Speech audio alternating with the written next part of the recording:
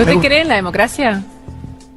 Digamos, yo creo que la democracia tiene muchísimos errores. Lo que le digo es importante la pregunta y requiere una respuesta contundente, que es ¿cree o no en el sistema democrático? Es fácil la pregunta, ¿es cree o no cree? Pero, digamos, si vos conocieras el teorema de imposibilidades de Arrow, digamos, o sea, tendrías algunas Cuéntemelo. consideraciones. Quería contarles que tomé la decisión de bajar la candidatura de Silvia Los Penato. Y no me vengan ahora que son unos tuiteros ahí sueltos, cuando el hombre más poderoso, según el presidente de su gobierno, Santiago Caputo, tuitea estos videos truchos hechos con inteligencia artificial, como el Gordo Dan, como Álvarez, que es el responsable de política universitaria, y no sé cuántos más. Está hecho un llorón, está muy de cristal. ¿Es un llorón? Sí, puro cristal. La victoria va llegando, yo porque lo he criticado y sigo cantando. Hoy se pintó de violeta el bastión amarillo y a partir de ahora a pintar de violeta todo el país. La fuerza del cielo lo volvieron a hacer. Gracias, gracias, gracias. Señores, tabula rasa. Este es el espíritu de La Libertad Avanza. Todo aquel que acompañe nuestra agenda es bienvenido, venga de donde venga. Muchísimas gracias.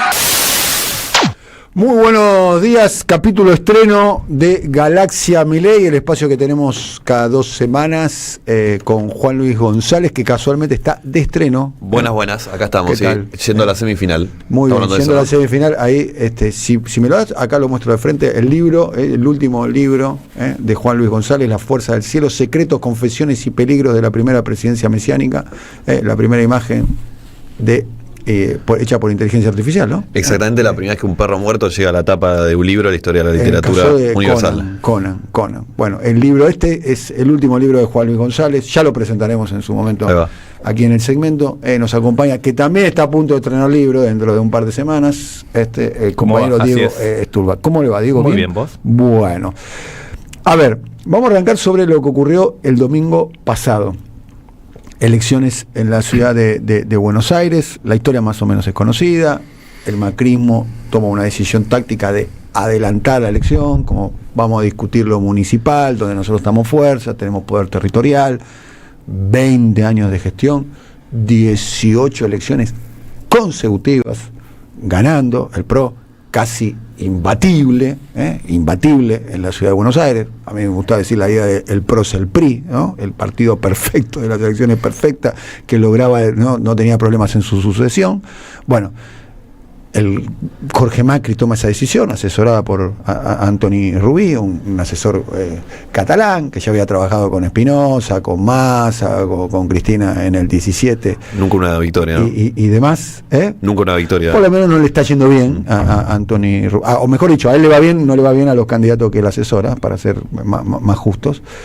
Y el gobierno acepta el desafío de alguna manera, entiende la naturaleza del desafío, que no es una discusión municipal, sino que es una discusión nacional, la nacionaliza, hace una campaña que básicamente estaba sostenida sobre 3 palabras: Adorni es Milei, y decide plebiscitar de alguna manera su gestión de gobierno en un distrito que es la piedra basal del dispositivo de la derecha en la Argentina, ¿no? Te suma ahí también como una novedad de lo que fue la narrativa del gobierno, la aparición de kirchnerismo, antikirchnerismo en primera línea. Pues si la primera línea era Adorni Milei, la segunda era en una narrativa que viene creciendo en el mileísmo, que es nueva. Si vos ves los 4 o 5 años del mileísmo, esta cosa tan antikirchnerista es nueva, y acá fue claramente central. Bien, y 2 elementos para mí centrales. Bueno, en términos, llamémoslo, numéricos, nominales, matemáticos, el gobierno fue la primera fuerza, la primera minoría de la ciudad de Buenos Aires.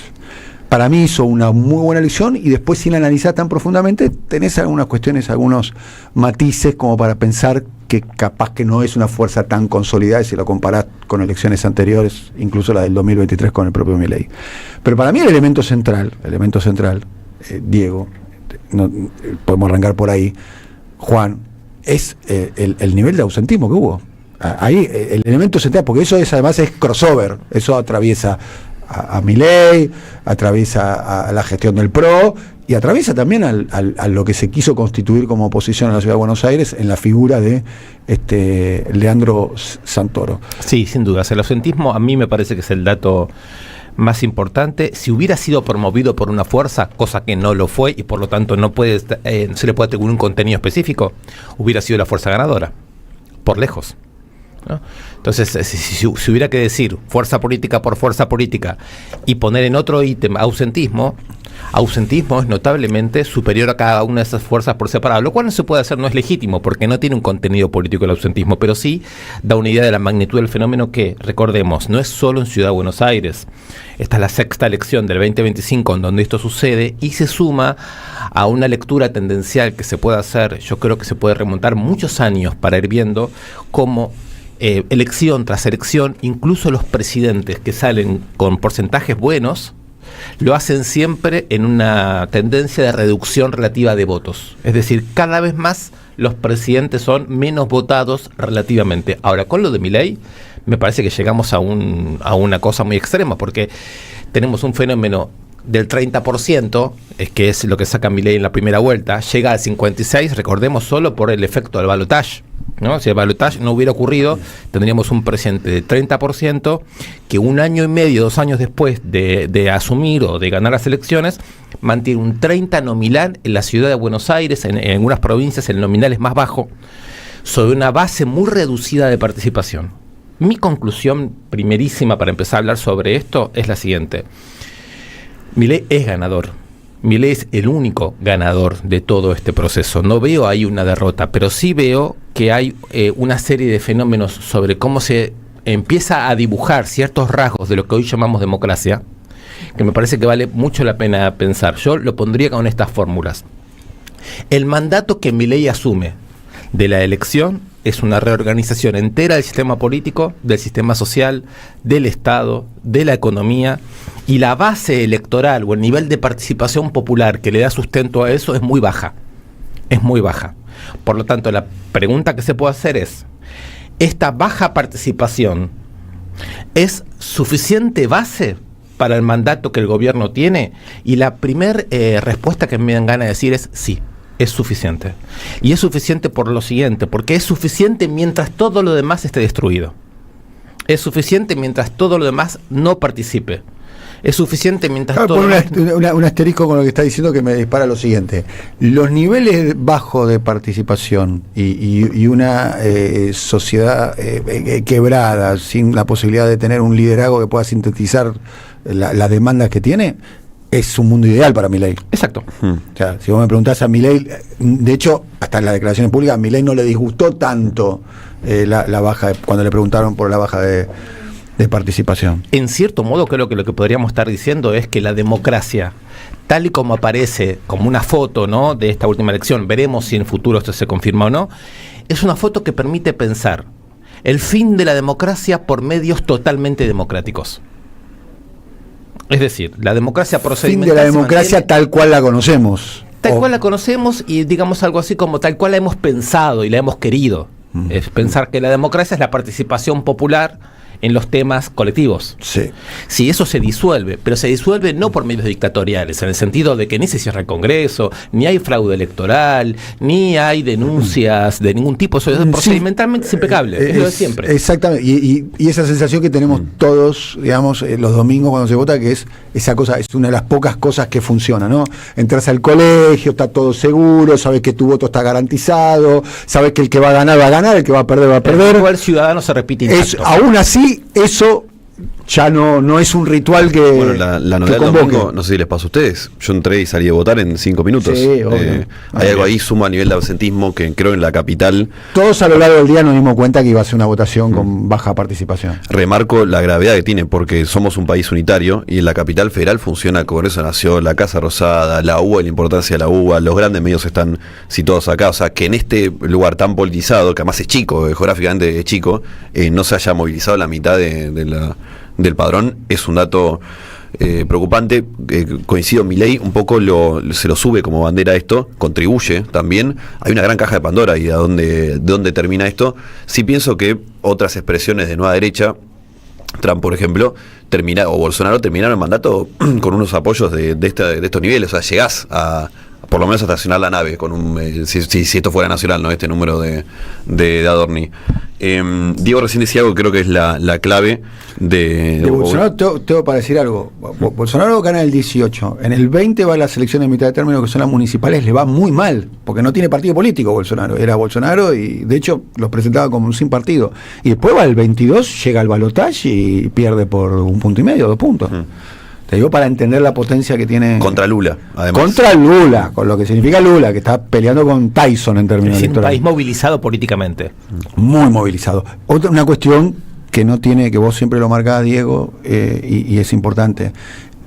Bolsonaro tiene muy movilizada a su fuerza, tiene una fuerza social, tiene movilizada a su electorado en términos físicos, digamos, cosa que no tiene Milei, ¿no?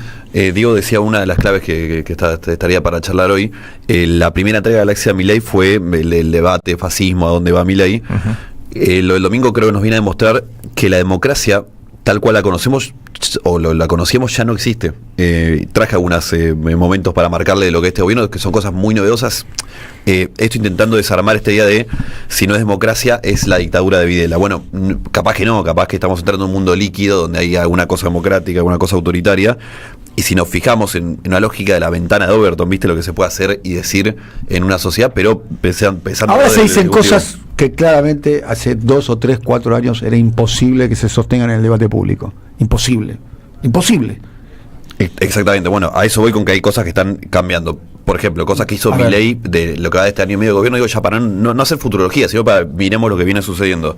Milei, la primera vez que asume y no habla en el Congreso, y que habla hacia afuera del Congreso. De espaldas. Que ya es simbólico. 10 de diciembre. Y hace algo que la nueva derecha suele hacer, y Milei lo hizo muy claro. Y esto es un gran cambio, pues todos los presidentes en mayor o menor medida venían con la idea, por un lado de cerrar la grieta, pero esta idea de vengo a gobernar para todos. Milei, el día que asume, llega y dice, yo vengo a gobernar para los argentinos bien. O sea, ya ese presidente que de base te excluye a una parte de la población, eso es una gran novedad. O sea, ahí estamos entrando en una cosa nueva. Milei incorpora la palabra odio a su discurso oficial, que además es algo literalmente ilegal, que lo prohíbe la Constitución, y es parte de su narrativa de gobierno. El peso de los decretos, hablando, hay un tema más institucional, ¿no? El poder legislativo, el ejecutivo, no solo por la cantidad de decretos que ha sacado Milei, sino que fue el primer mega ultra decreto de 70, que ahí te pasaste por encima de la justicia, del Palacio Legislativo, la ley ómnibus también, que por su peso y tamaño te daba la pauta, era imposible tratarla en profundidad. El domingo, estoy yendo y viniendo en el tiempo, ¿no? El domingo pasó algo que lo hemos charlado acá, esta idea de Luis García del fascismo cosplay. La idea asumida, aparte, y firmada del gobierno de Milei de sacar un video de inteligencia artificial donde el otro espacio se bajaba, y sobre todo la idea de asumirlo y decir, es un chiste. Bueno, estás incorporando herramientas en la democracia, de nuevo, no es el fan club verde, pero estás incorporando herramientas que son complejas. O sea, el día anterior estás diciendo el partido se baja y no... Algo que es muy fácil de regular si tuviéramos una dirigencia política a la altura, Claro, para eso necesitaríamos un país movilizado que también le imponga a los dirigentes políticos una dialéctica de entusiasmo con sus bases, que no existe, digamos, ¿no? Pero hay una cosa que hiciera en la lista de Juan, y Juan te lo pregunto. Sí. ¿Podríamos unificar, no sé si todos los ítems que vas encontrando, pero sí algunos en lo siguiente, que lo que dice Daniel, una novedad, es una voluntad de aniquilación que en principio no es física, en principio es retórica, es virtual, pero es muy fuerte, ¿no? Una cosa menos relevante para mí, al periodismo, bueno, ok, pero no solo eso, ¿no? El último clavo del cajón del kirchnerismo. El virus, UK12. Claro, virtual. Una voluntad de aniquilación. Hasta con Macri, generalizada, es un grupo que se autoconcibe vanguardia revolucionaria y pone en el centro de la democracia una voluntad de aniquilación. El hecho de que todavía no pase del todo físicamente, porque con los jubilados es una especie de película sobre cómo se aniquila un grupo social, ¿no? No es que no exista físicamente, sí existe, y hay varias cosas que lo de Palo Grillo es otra, ¿no? O sea, tenemos imágenes que avalan esta idea de la voluntad de aniquilación, pero es una voluntad de aniquilación que por ahora repite esto que dijimos de la democracia, el procedimiento legal está intacto. no se lo viola, en ese sentido no hay golpe de Estado del 76. Con matices, pues te mencioné el decreto, otra cosa, digo, capaz que es menos importante si nos pasa, pero este gobierno no tiene presupuesto aprobado, es la primera vez que hace 2 años no tenés presupuesto, mencioné lo de los decretos, la oda a también, bueno, más procedimental, ¿no? Pero la oda a la evasión fiscal, que la volvió a hacer Milei el otro día Sí, esta semana la hizo 2 veces. Exactamente. Bueno, una cosa que también se nos pasa por arriba, el presidente promocionó una estafa Ponzi. Sí, claro. Sucede. O sea, con el caso Cifra, decís. Claro, por el caso Libra. Podría seguir. La pauta que quiero decir es, ya está cambiando. O sea, se asumieron y se normalizaron y naturalizaron cosas que antes no sucedían. Algunas, casi tiro el vaso, algunas procedimentales, como las mencionamos, otras más del discurso. La violencia es clarísimo, ¿no? Sí. Y no solo los periodistas, ¿no? El que piensa distinto es excremento, es una rata, es un virus, un mandril. Que de hecho ahí sí nos rememora otro momento de la historia por el hecho de animalizar, no sé si es el verbo, es de texto de lo que hicieron los nazis con los judíos. Pero bueno, ya estamos transicionando, creo que la abstención y Milei primero lo que nos viene a decir o demostrar y la desorientación de la oposición. Te cierro, que Milei es nada más que la expresión de algo más. O sea, la idea de la democracia como un valor, y por eso Milei funciona, por eso Milei y Adorni lo votan, para mucha gente ya dejó de ser importante. El tema es que me resuelva mínimamente mi ranchito, lógicamente, ¿no? Hay una racionalidad ahí atrás, y después todo este tipo de cosas estamos hablando, no necesariamente es un valor. Entonces, ¿por qué la democracia está cambiando? Porque hay mucha gente de a pie que ya no le parece un valor, y lógico, porque hace muchos años no le da respuesta. Si la democracia comenzó en el 83, nosotros éramos adolescentes, Diego, ¿no? Y la primavera alfonsinista comenzó con el mantra: con la democracia se come, se educa, se cura y demás. Bueno, 40 años después podemos decir que la democracia es una cantidad de frustraciones muy grandes. La democracia no ha dado respuesta las respuestas más elementales, y ya ni siquiera puede garantizar ni siquiera la convivencia. Me parece que hay 2 o 3 cosas importantes para decir. En el 83, para nosotros, la democracia era democracia o dictadura. Hoy ya no es más democracia o dictadura, hoy es ¿qué democracia? Porque la dictadura, como tal, golpe de Estado militar que viene desde afuera y cercena todos los derechos, no es el otro de la democracia hoy. El otro, lo que vivimos como una democracia plena, es una democracia neoliberalizada, vaciada y muy reaccionaria. Muy movilizada. Eso es una dimensión que se construye por medios democráticos. Entonces ahí tenemos un primer problema. Segundo problema, para nosotros el alfonsinismo era la democracia como promesa, no por el Alfonsín, sino ese clima en el que participaban todos los partidos políticos, el partido intransigente, la izquierda, la UCD, el peronismo, la idea de una promesa: con la democracia vamos a una primavera. Además una primavera. Se vivió de esa manera, ¿no? Esa democracia, mucha expectativa. Esa democracia frustró. Sí.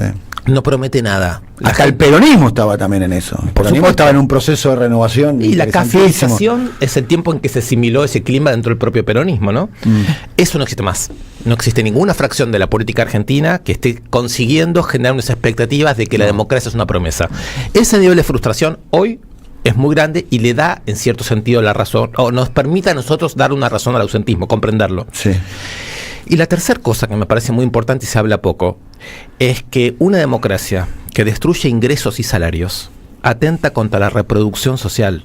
Entonces, cuidado, eso es un límite interno de una democracia. Sí. Es un proceso que viene más largo, que es contemporáneo, que no es solo argentino. Los niveles es otro tema, ¿no? Los bajos niveles de natalidad que tiene la Argentina. El descuido por la reproducción social es tan grande y tan ostensible que uno podría preguntarse qué relación existe entre la reproducción de la vida y la regla política democrática. ¿Cuál es? Porque si es una regla interna, si la reproducción de mi vida requiere una toma democrática de decisiones, existe un engarce entre vida y política. Si no existe más un engarce entre vida y política. Yo creo que ahí hay una cosa interesante, que es vaciar la democracia permite erosionar, destruir, liquidar cierta dimensión de la reproducción social. No solo tener hijos, quiero decir, el modo en que imaginamos nuestra vida materialmente. Quisiera hablar, quedan un tercio más o menos de nuestro episodio de Mundo Milei. Creo que la elección del domingo deja un yacimiento de novedades o de cuestiones que antes del domingo nosotros teníamos una sospecha.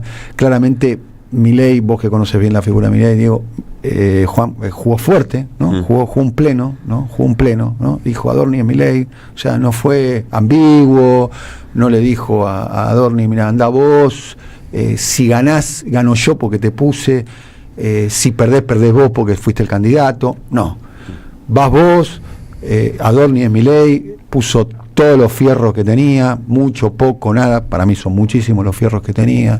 Increíblemente hizo una campaña muy eficaz. Es alguien que se supone que es nuevo en política, es su tercera campaña, claro. Hay que decir, es su tercera campaña, ¿no? La del 21, la del 23, y esta es una campaña eficaz. Eso por un lado de Milei, ¿no? Que para mí es la única persona que se levanta a la mañana, Milei, la única que yo veo, y sabe lo que hay que hacer. Para mí, su modelo de organizar, estoy completamente en contra, pero tiene como un modelo de acumulación política. Tiene claro cuáles son sus enemigos. Bueno, hoy es miércoles, hay que cagar a palo a los jubilados. Bueno, lo sabe que hay que hacer. Hay que alinearse con Trump, ¿Qué pasa con la oposición?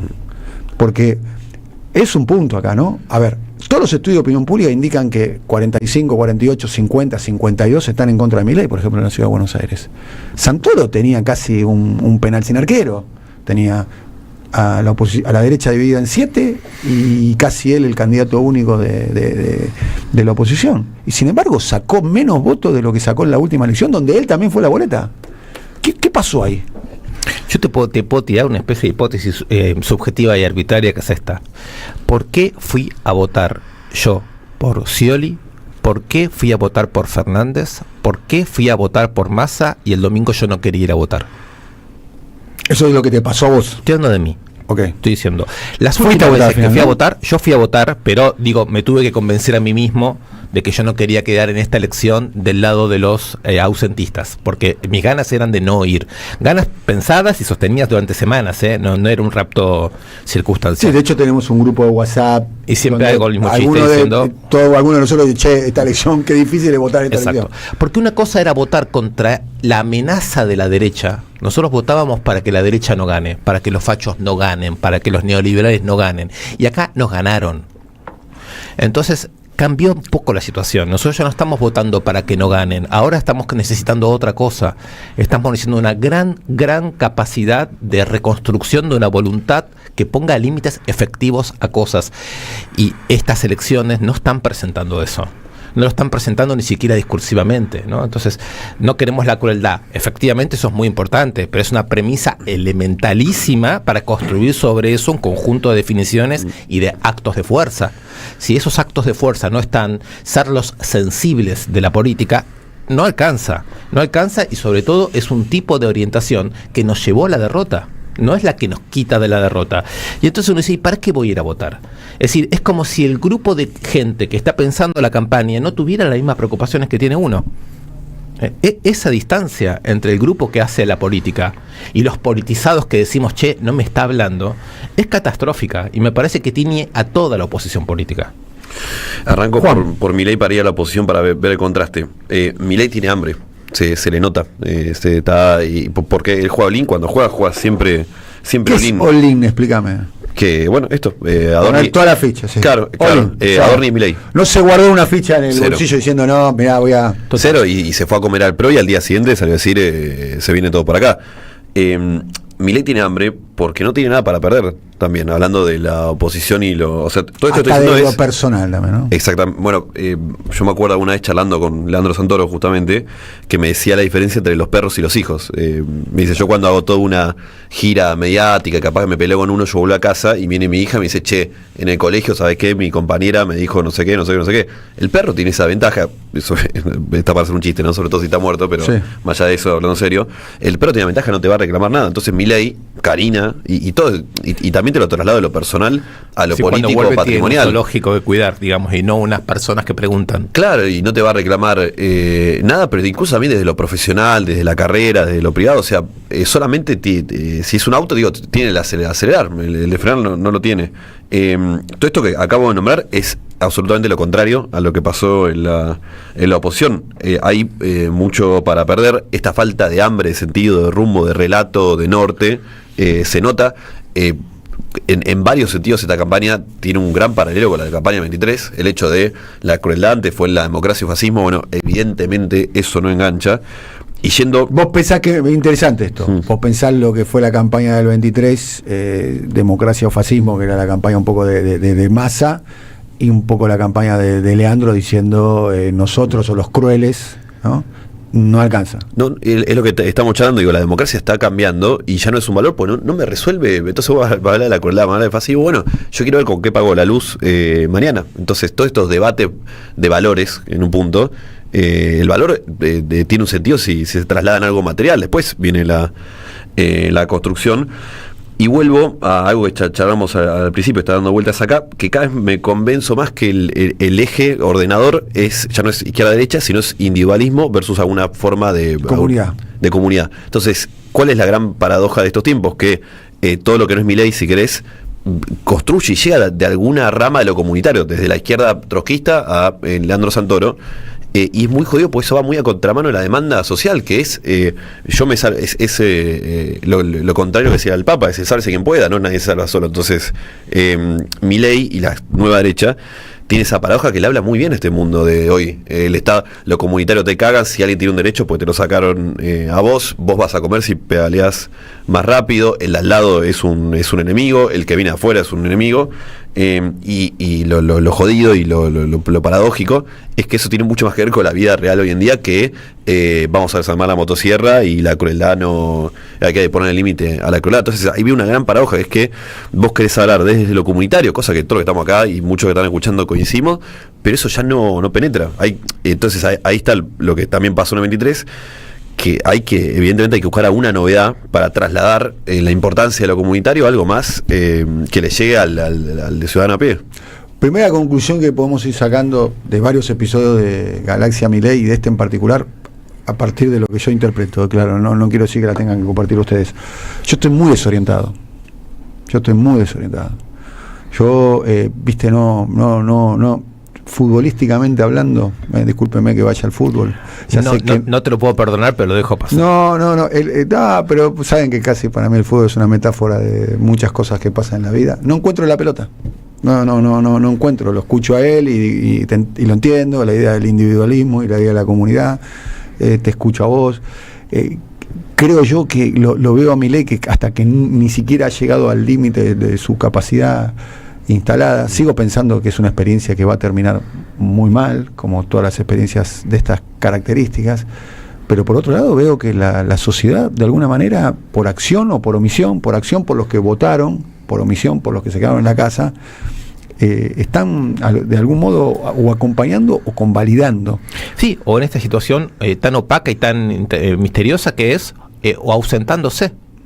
Que la me parece que es algo a pensar. Los que se quedaron en la casa son, digamos, para no votar porque estaban faltos de entusiasmo, podrían ser un voto antipolítica que eventualmente podría haber ido a Milei y no se movilizó. ¿Cuál es la naturaleza de ese voto? Cuando Milei fue al colegio Copelo, que es el colegio en el que estuvo, sí, que hizo un discurso, y los chicos se iban desmayando? Sí. Tengo dos amigas, fue la Vanessa primera, y la primera vez que volvió él al colegio, él se recibió a los 18, nunca vuelve, él la pasa muy mal, le hacía mucho bullying. Exacto. Y esa es la primera vez que vuelve como presidente, ¿no? Toda una metáfora. Y él va hablando y los chicos se van cayendo, ¿no? Tengo dos amigas psicoanalistas, Leli y Vanessa, que escribieron un artículo extraordinario diciendo: esos chicos no quieren participar de la escena, no pueden participar de la escena y de manera inconsciente simplemente se desvanecen.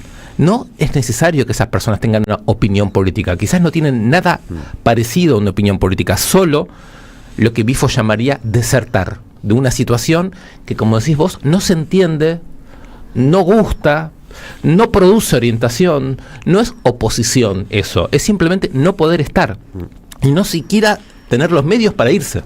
Yo estoy pensando en la oposición. Si hay algo que debería ser un elemento para organizar a la oposición, es el programa de Milei, claramente. Es muy fácil, para decir una manera, vamos a decir de otra manera, es muy fácil organizarse en contra de Milei, digamos. Y sin embargo, está costando, y sin embargo insisto sobre la cuestión, ¿no? Al candidato Santoro le costó mucho, ¿no? Le costó mucho, fue con la derecha dividida, fue contra Milei, fue contra la peor gestión que tuvo el Quizás macrismo. también, Dani, porque el mileísmo no es solo la experiencia política que saca un cierto porcentaje, sino que es un estado general de la sociedad, y en ese sentido el mileísmo es mucho más Clara que el grupo representación. político y sus votos. Entonces me parece... Pero la impronta mileísta también entonces impregna a la oposición. Impregna el modo de la política, la comunicación, las tecnologías, formas de trabajo, estado de ánimo, emocionalidad, formas de conocimiento. Es decir, no es que le ponemos el nombre de Milei porque él es la figura, el avatar que le viene a dar a todo esto un cierto signo. Pero estamos diciendo que él es el efecto de una serie de mutaciones que todavía no sabemos pensar, ¿no? Me quedé pensando de lo del Copelo. Fue la primera vez que un presidente en ejercicio abre un ciclo lectivo secundario en un colegio privado. De toda la historia Es de el colegio donde él fue. Sí, Exacto. O sea, una en cosa el muy... de voto, ¿no? Sí, exactamente, una cosa muy impresionante. Sí. Hablando de la oposición, Milei en esto es la representación. A ver si lo tuviera que graficar, él está jugando con un tablero que le anda, que es un tablero ahora, modelo 2025. La oposición sigue con un tablero de otro momento histórico. Entonces, ser anti-Milei te puede ordenar. Vos podés sacar el 44% que sacaste en el 23, pero para dar el salto vos tenés que enganchar más con este momento histórico, y ahí falta. Entonces me venís con la crueldad, o me venís con los grandes hits del kirchnerismo hace 15 años, y bueno, pensás que hay gente que vota de Nación en el 2010, no tiene, o sea, lo que vos me hablás de kirchnerismo como que me hablés de menemismo, me hablés de Perón o me hablés de Roca, digo, Y sí, el pasó en otro kirchnerismo momento. dejó de gobernar hace más, se va a cumplir ahora 10 años. 10 años, ¿no? En diciembre del año 2015. Sí. Y el último año y medio del kirchnerismo, después de la devaluación de enero del 2014, fueron años de dificultad, donde ya el kirchnerismo mostraba Además, síntomas de fatiga. Es inevitable, además de esto que estamos diciendo, asociar a Cristina con Alberto. Es decir, fue la vicepresidenta la que eligió al presidente, y ese gobierno a la mitad estuvo, ¿no? Hay algo ahí que uno más lo nota, casi te diría lo estético. La Libertad Avanza ya de hace varios años, hay pibes, hay juventud. Eso no es solo una cosa para la foto, digo, hay renovación, hay futuro, hay norte, estás entendiendo el momento histórico, estás trayendo a los nuevos votantes. Eso, el pibe nació en el 2005, 6, 7, 8, 9, 10. ¿Dónde está ahora? ¿Con qué lo enamoras? Una pregunta, ¿Con Juan, qué lo con enamoras? eso. Porque decimos, tenemos pibes en la Libertad Avanza, y también podríamos decir, porque lo escuché ayer, que lo comentaron acá en el programa ayer y anteayer, también tenemos pibes pobres ausentistas que no fueron a votar. Pibes pobres que no fueron a votar. Yo a esa figura le metería fichas. Yo te digo, incluso lo dirigencial. Fíjate la cúpula dirigencial de la banda Santiago Caputo. Es la más joven de todas las bandas. De toda la, Sí. Caputo tiene 42 años y te vas para abajo. Claro. Y hay gente más joven, o sea, tiene menos de 30 años. El dato que trae Diego es algo que comentó acá Jorge, ¿no? Jorge Duarte, que es los niveles de ausentismo Sí. en términos de nivel socioeconómico y franja etaria, de edad e ingreso, fueron mayores en los jóvenes varones Exacto. pobres. Exacto. En la elección del domingo pasado. Un elemento a tener en cuenta, porque uno podría pensar que es un voto Milei, o podría ir hacia Milei. Insisto sobre el interrogante de qué pasó. Está bien lo que dice- o debería ir históricamente hacia el peronismo. Está bien lo que dice Diego de Bifo Berardi desertar. Si no sé si a ustedes les pasó, yo intento hablar con toda la gente no tan politizada que puedo, y tengo varios grupos de amigos, y sobre todo amigos más jóvenes que son de este estilo, y no sabían que había elecciones. Claro. No sabían.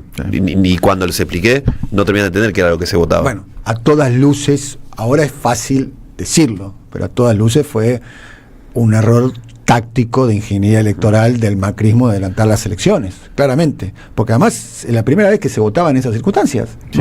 Nunca habíamos, yo vivo en la ciudad de Buenos Aires, soy nacido y criado en la ciudad de Buenos Aires, voto del año 89, nunca hemos votado a concejales en una elección No, claro. en particular, nunca. No, claro. Inventó algo nuevo y Lo que le es fue mal. paradójico, Dani, con eso, ¿sabes qué es? Ayer te escuchaba cuando estuviste con Ibáñez y con Zayat, que Zayat en un momento te dice, quizás la gente pensaba que estas elecciones eran legislativas nacionales, en la confusión. Pero si fuera así, hubieran tenido un motivo para ir a votar. Es decir, que la confusión es un dato central del tema. El hecho de que no se sabe lo que se vota, en parte es por la ingeniería que hacen los políticos, Pero y en la- parte es por la distancia en que se está mirando todo. La pregunta es, si yo con mi voto siento que no puedo modificar nada, Esa es la que pregunta. no hay entusiasmo, Sí. no me hagas ir a votar 2 veces. Exacto. 2 veces para nada. Es como que yo siento que es un signo de la época, que es lo que está sucediendo, ¿no? La sociedad tratando de interpretar a los dirigentes. ¿Qué es lo que quieren? A ver, ¿qué quiere hacer? ¿Qué quiere hacer, no sé, Axel? ¿Qué quiere hacer Cristina? Entonces estás ahí, parece el juego de la copa, ¿viste? De alguna manera. Cuando debería de ser, creo yo, exactamente al revés, ¿no? Que la sociedad esté en sintonía, que los dirigentes estén en sintonía con hay una buena pregunta, sociedad. Daniel, para hacerse con respecto a lo que estás diciendo vos. ¿Va a haber reacción ahora el 7 de septiembre o en octubre? ¿Va a haber una reacción de la política respecto de este mensaje de la sociedad? ¿O simplemente se supone que los que no van a votar no mandan mensaje? No sea ni cosa nada que un ver? sector de la sociedad dicen, che, además puedo generar un castigo no yendo a votar. Claro. Que tengan una herramienta más Ese es para, el mileísmo. para mostrar su disconformidad. Yo por ahí sí veo una relación con el mileísmo. Si el mileísmo fue una manera de castigar a aquellos que nos humillaron, quizás no ir a votar es una forma de cortar conversación con los que nos humillan. Esa es una posibilidad de lectura. Bueno, estamos terminando. Juan, ¿querés Nos decir queda, algo más? sí, en la próxima entrega, si no pasa ningún cataclismo en Argentina y nos No cambian los debería planes, nos vamos a meter al mundo estético de Milei, que es muy interesante seguir la carrera mediática y política de Milei como o en espejo con su vida más del mundo del espectáculo. Y la teatralidad, ¿no? Y la Bueno, teatralidad. tuvo una obra de teatro, ¿no? Con Exactamente. Diego Zucalesca. Y quiere poner otra, quiere volver a ponerla o poner otra. Exactamente, ya como presidente, ¿no? Lo que Exacto, sería exacto. una novedad. Una Entonces, rareza, ¿no? No hay muchos antecedentes de que un presidente haga. Y además dijo que los fondos recaudados van a ir para el Garrahan, Sí. que es un hospital pediátrico, me animaría a decir el más importante de Latinoamérica, público, un hospital de excelencia que está siendo desfinanciado Sí, a ver si por nos el vamos gobierno a- de Milei, lo cual hay como una ironía ahí también. Por ¿no? supuesto, vamos a tomarnos en serio esta teatralidad, ¿no? Esta cosa comunicacional, histriónica de Milei. Exactamente, además como una síntoma de que la política, la vida en general, pero la política también se espectacularizó. Así que eso la próxima entrega. Un pequeño aviso, el viernes voy a estar en La Plata, en el Espacio Prisma, si alguno quiere escuchar ahora del nuevo libro. Viernes en La Plata, el Espacio En el Prisma. Espacio Prisma y Gran ciudad La Plata. Gran ciudad. Una ciudad Gran ciudad. efervescente. Y el domingo voy a estar en el nuevo gasómetro alentando al semifinalista del El torneo. domingo nuevo gasómetro es San Lorenzo versus Platense. San Lorenzo, el Papa versus Platense. Versus Platense. No vamos a decir ni una palabra, ni una Nada letra, ni una coma, ningún comentario de cómo llegó Platense a esa No, instancia. les pido por De ninguna favor, manera. Por favor. Contengan. Yo quiero agradecer a la editorial Marea, que es una gran editorial, que acaba de publicar 2 ensayos. Uno de Hernán Brienza, que se llama casualmente El síntoma. Lo estoy leyendo. El Está bueno. El síntoma Milei. Y otro libro de Alejandro Tarruela, que escribió un muy buen libro sobre la historia de Guardia de Hierro. Muy buen libro ese. La historia de Guardia de Hierro. Muy bueno. Me animaría a decir sobre Guardia de Hierro, el mejor libro es el de Alejandro Tarruela. Un día lo podemos invitar a Alejandro. Sería interesantísimo. Es un gran ensayista, un gran historiador, un gran periodista. Las 2 muertes de Aramburu. Ambos libros editados por Marea, que es una editorial excelente. Hablando de una excelente. derecha, María ha publicado varios libros de Ariel Goldstein, que es un capo y sabe mucho del tema, y La Reconquista Autoritaria, que ya no es el último, o sea, el anteúltimo de Ariel. Si les interesa el tema, mega recomendado. Y en Marea dirige la colección A Conta Corriente nuestro compañero Alejandro Horowitz, que le mandamos un gran al querido Alejandro Horowitz. Bueno, nos estamos yendo. Gracias Silvio Soler, gracias Ariel Pinus, Lucas Román, gracias Manon Sanseverino, Alan Martínez, Mora Usagasti, que estuvo en la producción audiovisual, el amigo y compañero Leandro Detza, que estuvo en el streaming. Querido Juan, hasta la próxima. Querido Diego, hasta la próxima. En 15 días nos volvemos a ver aquí con Galaxia Milei. Chao, chao.